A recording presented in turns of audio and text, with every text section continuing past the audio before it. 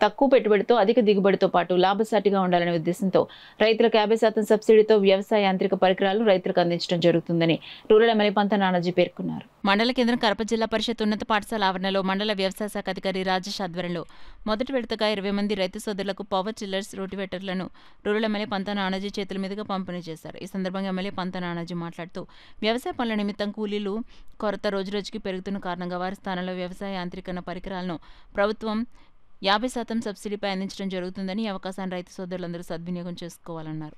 ఈ కార్యక్రమంలో వ్యవసాయ శాఖ ఏడీ బాపురావు, జనసేన పార్టీ నాయకులు, కార్యకర్తలు పాల్గొన్నారు. ముందుగా మండల కేంద్రం కడప మండల ప్రజా పరిషత్ కార్యాలయంలో ఇండియన్ రెడ్ క్రాస్ సొసైటీ ఆధ్వర్యంలో మండల స్థాయి అధికారులు నిర్వహిస్తున్న బ్లడ్ డొనేషన్ క్యాంపును ఎమ్మెల్యే పంత నానాజీ ప్రారంభోత్సవం చేశారు. ఈ కార్యక్రమంలో తహసీల్దార్ సత్యనారాయణ, ఎంపీడీఓ అనుపమ పాల్గొన్నారు.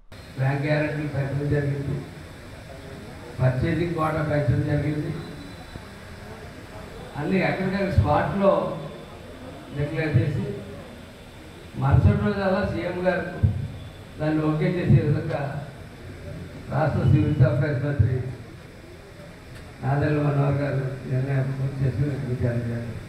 ఈవేళ మనం 50% సబ్సిడీతో రైతులకు వ్యవసాయ పరికరాలు అందించడం.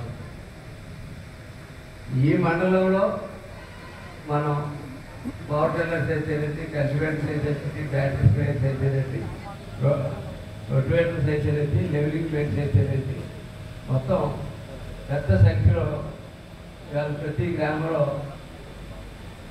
అడిగిన వాళ్ళకి అడిగినట్టుగా ఎవరైతే ఈ సబ్సిడీ ఫోన్ డబ్బులు పెట్టుకోగలుగుతారో వారందరికీ కూడా అవకాశం ఉంటుంది. మొత్తం పవర్ టిల్లర్స్ 39 శాంక్షన్ అయితే వాటిలో ఇవాళ ప్రతి దాని మీద కూడా ₹1,00,000 సబ్సిడీ ఉంటుంది. అలాగే కల్టివేటర్స్ 3 శాంక్షన్ అయితే ప్రతి దాని మీద కూడా 20,000 సబ్సిడీ ఉంటుంది.